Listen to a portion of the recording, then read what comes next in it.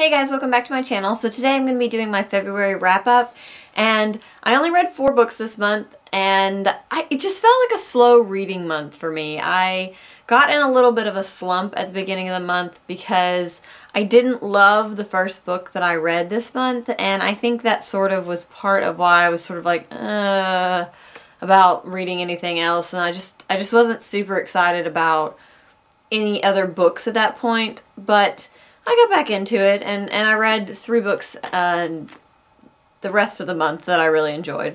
So the first book, and the book that sort of kind of put me in a reading slump, is probably going to come as a bit of a surprise to some people, because it seems like everybody but me is raving about this book, and I just don't feel that way about it, and I will tell you why. And that is Fairest by Marissa Meyer.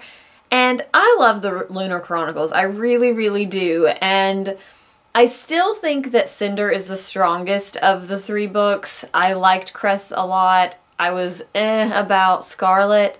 But I don't know. I don't think this book is necessary. I really don't. I think that we know that Lavanna is horrible and that we have no sympathy for her, and I don't think we needed an entire book to just highlight that point. And I'm not going to say a whole lot about it because I don't want to spoil anything, but basically I felt like everything that was in this book could have been said in like 2 or 3 chapters in Winter. Like, it's not necessary to write an entire side book prequel as it is to talk about her story, because I don't know, I didn't care. I spent the whole book being like, I hate this character, and I feel like the point of a villain story is to give you a reason to sympathize with them or to make them more human, and this didn't do that at all. I never felt sympathetic for her. Everything that she does is her own fault, and she's a miserable character. That's how I feel. And if you've read the Lunar Chronicles, you probably feel kind of similarly. I know not everybody does, but yeah. The other beef I had with this book is that they called it a full cover novel, which I was really excited about, because to me, when you say full color novel, I think there's going to be pictures throughout, drawings, illustrations, things to give us a picture of like what some of these characters might look like or what the city might look like, things like that. At the very least, I expect there to be like a section in the middle like a lot of nonfiction books have with like pictures or drawings. No. What they're calling full color art is this. It's a picture of the skyline that's on the end pages, and it's the exact same picture on the front and in the back. And to me, that's a cop-out. You can say, you know, decorated end pages or something, but that is not full color art, and let's be honest, that's two-tone art. It's not full color. And the other beef I had is that they called it a full-length novel, and even the first book is longer than this one. It's like 222 pages or something like that. And yeah, I wasn't overly excited about it. I was excited to read it because I liked the Lunar Chronicles, and I think Marissa Meyer is a decent writer, and so I wanted more about the story, but this let me down. I'm pretty sure I gave it 2 stars, and then it put me in a reading slump. So I would say that it's not necessary to read this book if you're going to read the Lunar Chronicles, but if you are going to read this book, read it after Cress. It is a prequel, but it should be numbered as 3.5. Because if you read this before you read Cinder or before you read Scarlet or Cress, you will spoil yourself.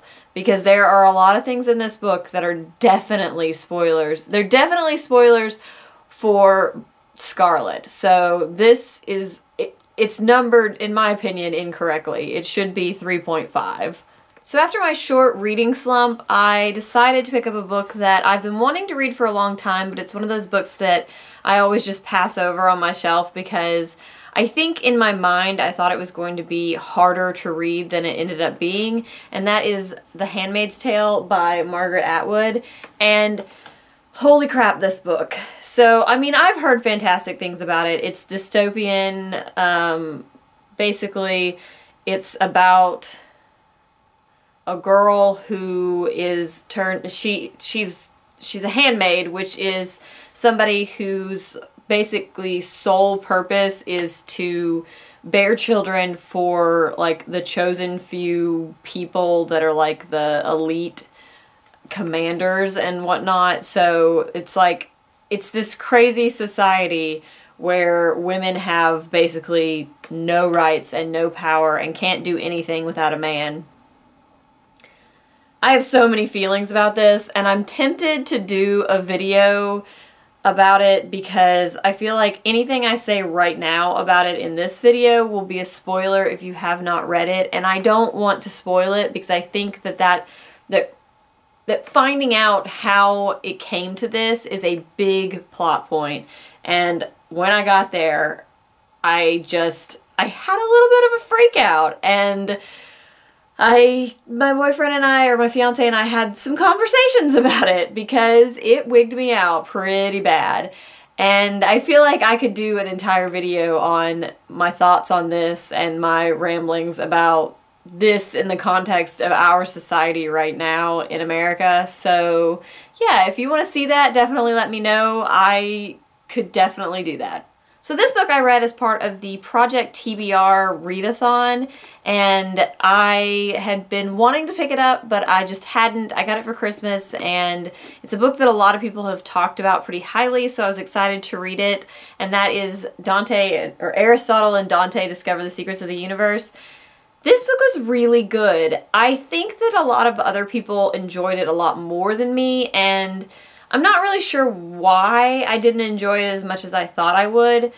I think it's beautifully written, and I thought the end was incredible. Like, the ending of this book was beautiful, and I loved it. And as I said in my readathon wrap-up, I think this book is very important, especially for LGBT teens, because there aren't a lot of books that talk about being an LGBT teen or what an LGBT teen goes through in the way that this book does. And I think that it deals with that subject beautifully, and I think that a lot of teenagers going through that situation can relate to this and can find comfort in it, and that alone makes this book incredible. And I definitely recommend that if you have not read it and you have thought, hey, maybe I want to read that, or if you're looking for something that's like LGBTQ literature, this is a good one. So yeah, I liked it a lot. I think there was something missing for me to make it like a 5-star book,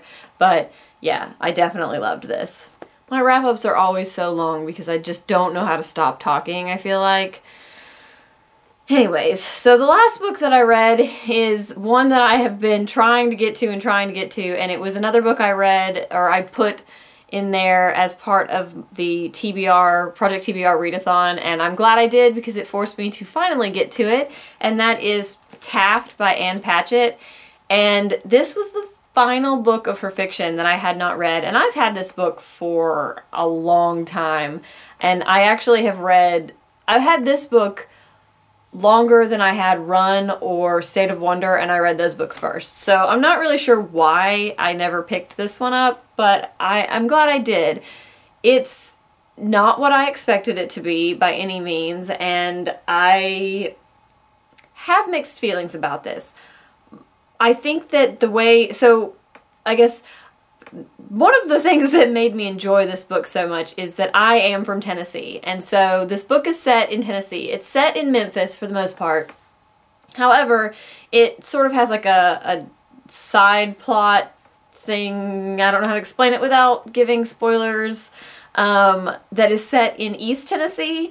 And like in the first chapter, there's this whole thing about how East Tennessee and West Tennessee are so different, and that people from West Tennessee don't understand people from East Tennessee and vice versa. And I was reading it and I was just nodding because it's hilarious. Our state is so long that sometimes it does feel like two different places, because people who grow up in the mountains in Appalachia definitely are an entirely different culture from people who grow up in Memphis along the Mississippi River and things like that. I mean, there are part of West Tennessee that are similar to East Tennessee because it's really rural when you get into Northwest Tennessee, but that's all the Tennessee talk. But I thought that it was interesting the way that she dealt with that. So this is the story of an ex-jazz musician who owns this bar, and he hires this girl who's new to Memphis, and she and her family have moved here to live with family from East Tennessee because one of her parents has died, and so she and her brother are sort of in this state of grief, and they don't really know who they are anymore without this parent, and they aren't really sure how to sort of cope with life, and it follows sort of the things that they do and the decisions they make. And it also talks about, or it follows this main character, John Nickel, and his choices in life, and it's sort of like the perspective of the things in his life he wishes he'd done differently, and then he has these kids who are, you know, at the beginning of their lives and the choices they're making, and it's interesting. It's just interesting to see how each of the people's choices sort of like inspire the others to make different choices and stuff like that. I will say that when I got to the end of the book, I was sort of like, that's it? Wait a minute, the book's done? Which I also will say is not uncommon in Ann Patchett books. It's not that she so much doesn't in the book, it's that she likes to leave it sort of open-ended sometimes, because I feel like State of Wonder is that way, that there's sort of like an open ending where it's like, she doesn't tell you what happens next, that you get to think about that. In this one, I didn't think that worked. I didn't think it worked the way it has worked in other books of hers, because I feel like I really honestly feel like this was half of a book. Like there should have been a second half to this book, because the way that it ended was sort of confusing. I mean, it wasn't confusing, but it was sort of like, I didn't feel like anything was wrapped up. Like any loose ends were tied up, any relationship things were worked out, and I wasn't real fond of that, so I ended up giving this book 3 stars. I enjoyed it. I always think that her writing is beautiful, and she does a great job with characterization, but it just felt like half of a book to me. So those are books that I read in February, and I will be doing a more in-depth look at Taft when I do my video on Ann Patchett's fiction. That should be coming later on this month, when I get a chance to sort of go back and refresh my memory on some of the books I read like 6 or 8 years ago. But I'm looking forward to doing that. I would love to hear if you have read any of these books, what your thoughts were, and if you want to see me do a, you know, my feelings on, or my thoughts on The Handmaid's Tale, definitely let me know in the comments, because yes, so many thoughts on that book. It just sort of makes my head spin. Yeah, so that is about it, and I will see you guys next time. Bye!